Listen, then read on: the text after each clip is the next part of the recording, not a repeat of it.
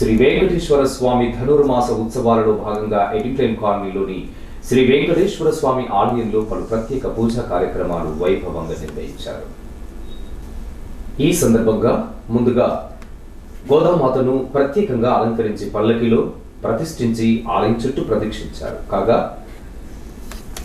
కిషోర యాత్ర కోలాటం బృందం సభ్యులు భక్తితో పాటలు పాడుతూ కోలాటం వేశారు.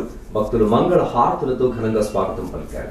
ఆలయ అర్చకులు భానుప్రకాష్ చారి వేద మంత్రోచ్చరణల మధ్య కన్నుల పండుగగా శోభయాత్ర నిర్వహించారు.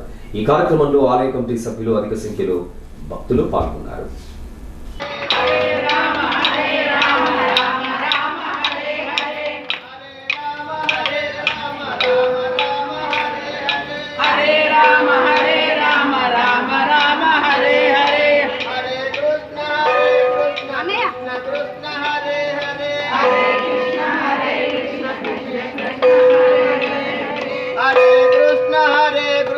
कृष्ण कृष्ण हरे हरे